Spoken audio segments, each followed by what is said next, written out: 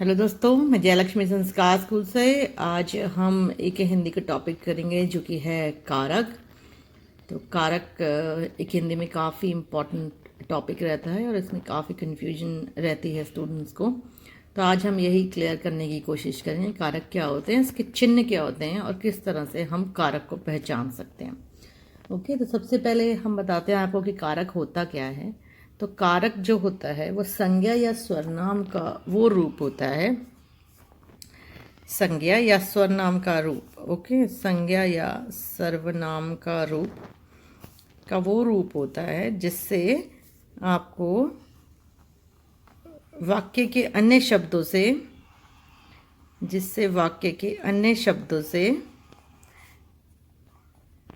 आपको उसका संबंध पता चलता है,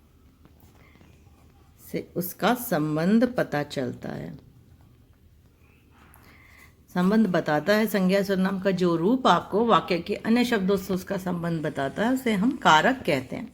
तो बेसिकली 7 तरह के कारक आप यहाँ पे लिखे हुए हैं: कर्ता, कर्म, करण, संप्रदान, अपादान, संबंध, अधिकरण, संबोधन।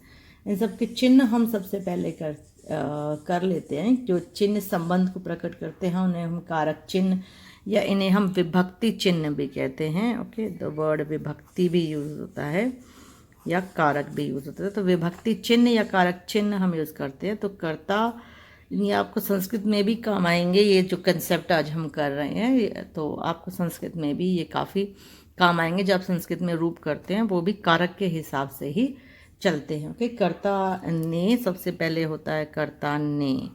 कर्ता यानी कि कोई काम करता है उसे हम ने से इस्तेमाल करते हैं। कर्म होता है को। कर्ता ने कर्म को करण से या के द्वारा भी इसको कहा जा सकता है, के द्वारा।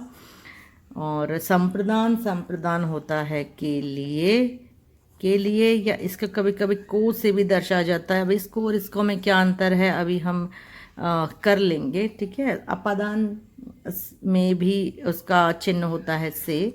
अब यहाँ भी से है और ये भी से है, इसमें हम ब्रैकेट में लिख लेते हैं। लगभग अलग होने का बोध होता है इसके अंदर, भी से यूज़ होता है। संबंध होता है का, के, की या रा, रे, री के। ये हमारा जो होता है इसका चिन्ह होता है। देन होता है अधिकरण की विभक्ति चिन्ह में और पर होती है। और संबोधन की जो लास्ट विभक्ति आपकी है और अरे, हम इसका संबोधन ले लेते हैं।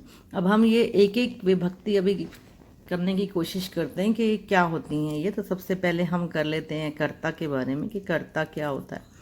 कर्ता आपको पता है किसी काम के करने वाले को। ओके, किसी काम के करने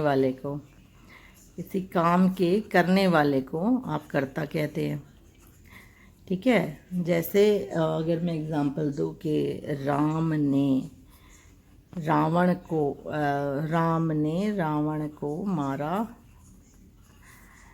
ठीक है। तो यहाँ पर आपका कर्ता है राम ने और इसका विभक्ति चिन्ह आपको ने से नज़र आएगा। जहाँ पर भी ने लगा हो उसके अंदर आपकी पहली विभक्ति यानी कि कर्ता विभक्ति होती है। नानी ने कहानी सुनाई, ठीक है। नानी ने यहाँ पर दिख रहा है आपको ने, तो वहाँ पर आप कर्ता कारक लगा सकते हैं। कोई भी काम करने वाले को हम कर्ता कहते हैं और ने से हम उसके विभक्ति चिन्ह को देखते हैं तो बन जाता है कर्ता ने, ठीक है।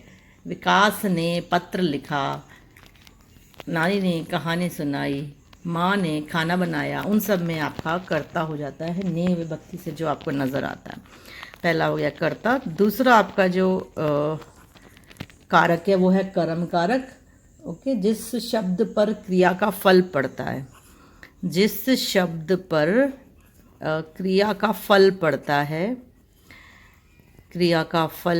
है, वह कर्म कारक कहलाता है। इसे कर्म कारक कहते हैं। जैसे हम कह सकते हैं कि सीता ने दूध पिया। यहाँ पर आपको कोई चिन्ह नज़र नहीं आ रहा, लेकिन यहाँ पर सीता ने दूध को पिया विलुप्त आपका जो है चिन्ह है यहाँ पर, लेकिन दूध के ऊपर आपके पीने की जो क्रिया है उसका आपका जो फल होता है वह दूध पर पड़ रहा है, इसीलिए यहाँ पर हम दूध में कर्म कारक को देखते हैं। ठीक है। या माली फूल तोड़ता है, माली फूल तोड़ता है, इसके अंदर जो तोड़ने की क्रिया है, इसका जो फल है वो फूल के ऊपर पड़ रहा है, तो इसीलिए यहाँ पर फूल में कर्म कारक है। ओके। या जहाँ पर हम देख लेते हैं कुछ सेंटेंस जहाँ पर आपको को नज़र आ रहा है, जैसे ऊपर ही एक सेंटेंस था, राम ने रावण को मारा। ठीक है, यहाँ पर आपको को नज़र आ रहा है। अब मारने की क्रिया का फल रावण पर पड़ रहा है, तो रावण को में आपका कर्म कारक है। और ये दो हमने करे जहाँ पर आपको एक को नज़र नहीं आ रहा, लेकिन फिर भी हम देखते हैं क्रिया का फल क्योंकि उस पर पड़ रहा है, इसीलिए वहाँ पर आपका वो कर्म कारक कहलाता है। थर्ड है आपका करण कारक। थर्ड करण कारक होता है। करण का आप देखेंगे तो से या के द्वारा, यानी कि जिसके द्वारा क्रिया की जाती है। ओके। कर्ता जिसकी सहायता से काम करता है, कर्ता जिसकी सहायता से काम करता है, जिसकी सहायता से काम करता है उसे हम करण कारक कहते हैं।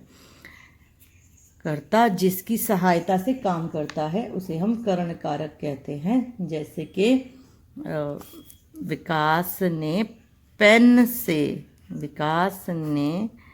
पेन से पत्र लिखा, तो पेन से में आ गया। पत्र लिखने की जो क्रिया है वह किसकी सहायता से हो रही है? पेन की सहायता से हो रही है। पेन वह इंस्ट्रूमेंट है जो कि लिखने की क्रिया में सहायता कर रहा है कर्ता की, तो पेन से में आपका करण कारक है। बच्चे खिलौने से खेल रहे हैं। ओके। कवि पेन से लिखता है, बच्चा खिलौने से खेल रहे हैं, बच्चा खिलौने से खेल रहा है, खिलौने से खेल रहा है, खेल रहा है। यहाँ पर भी आप देखेंगे से आपको विभक्ति चिन्ह नज़र आ रहा है, और खेलने की जो क्रिया है वह की सहायता से हो रही है, इसीलिए खिलौने से में आपका करण कारक है। चौथा हम यहाँ पर जो करेंगे वह है संप्रदान कारक। संप्रदान कारक का आप अगर चिन्ह देखेंगे तो संप्रदान का है के लिए या को। ठीक है। कर्ता जिसके लिए कार्य करता है, इसमें आ जाएगा कर्ता जिसके लिए कार्य करता है। कभी कभी कोई काम किसी के लिए किया जाता है, तो कर्ता अगर किसी और के लिए कोई काम कर रहा है उसके लिए हम फिर संप्रदान कारक का इस्तेमाल करते हैं। जैसे उसने बच्चों के लिए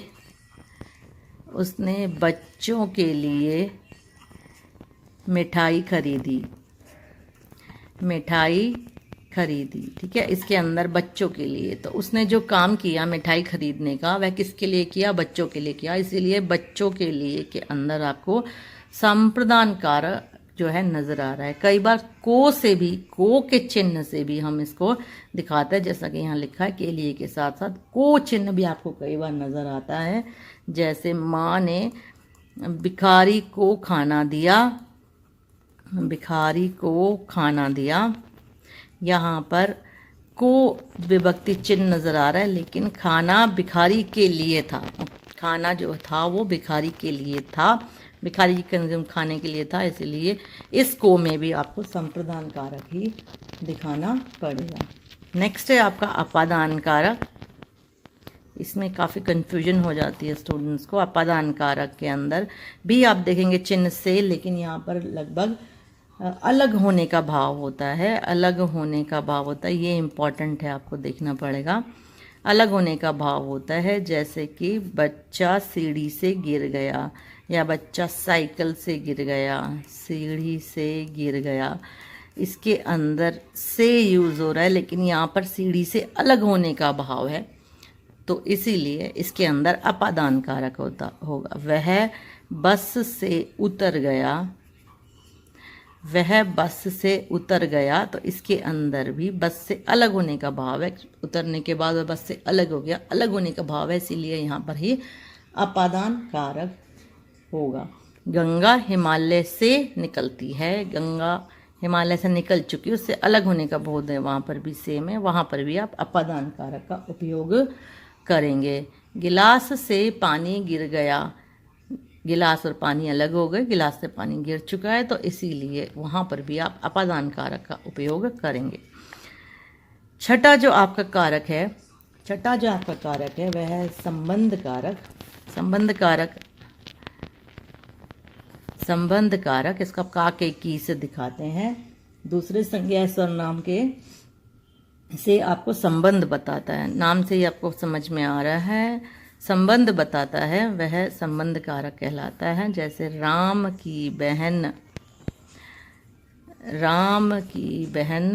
पढ़ रही है,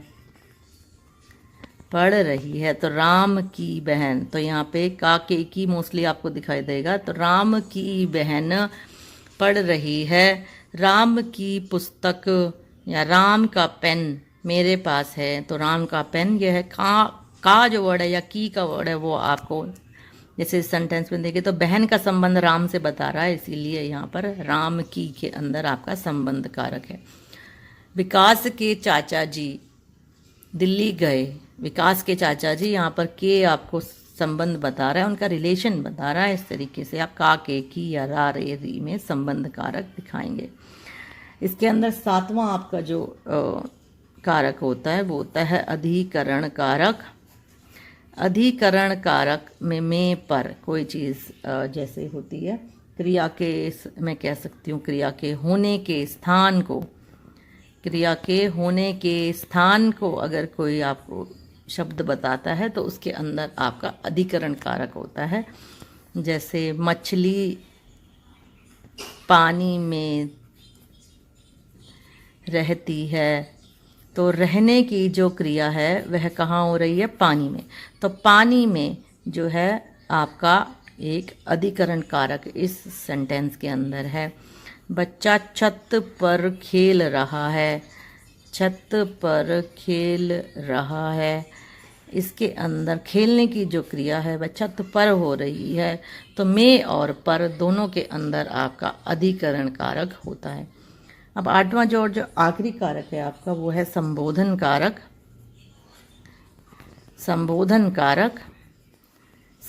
कारक आपका संज्ञा जिससे बुलाने या पुकारने के लिए इस्तेमाल करते, संबोधन यही होता है, बुलाने या पुकारने के लिए इस्तेमाल होता है, उसे हम संबोधन कारक कहते हैं। जैसे मैं कह दूं अरे बच्चों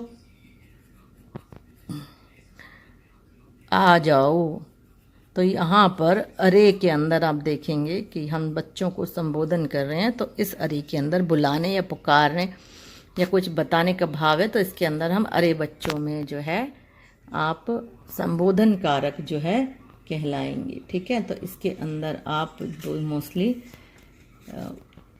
जो पुकारने या बुलाने की जो क्रिया होती है उसके अंदर जो आप कारक यूज़ करते हैं उसे अरे या हो संबोधन से हम यूज़ करते हैं। तो इसके अंदर आप हे या अरे, जैसे हे प्रभु मुझे बचाओ, हे प्रभु मुझे बचाओ, इसके अंदर आप प्रभु को पुकारने का काम हे के साथ यूज़ कर रहे हैं, तो यहाँ पर आप संबोधन कारक जो है लगा रहे हैं। तो ये आपके सारे कारक या आठों आपके विभक्ति चिन्ह थे। ये आप हिंदी में ही नहीं जो है संस्कृत में भी इनका जो है बहुत यूसेज होता है। जो आप शब्द रूप पढ़ते हैं 8 पहली विभक्ति दूसरी विभक्ति, वो ये सभी कर्ता कर्म से ही चलती हैं, तो इसमें आप संस्कृत में भी आप इन कारक चिन्हों का उपयोग कर सकते हैं। तो उम्मीद है ये वीडियो आपके लिए हेल्पफुल रहा होगा, उपयोगी रहा होगा। Thank you so much for watching. अगर आपको कोई भी इसके अंदर कुछ आप प्रश्न पूछना चाहते हैं, कोई आपकी क्वेरी है, तो आप कमेंट बॉक्स में डाल सकते हैं। देखने के लिए धन्यवाद। अगर वीडियो अच्छा लगे तो please like and share and subscribe the channel. Thank you guys.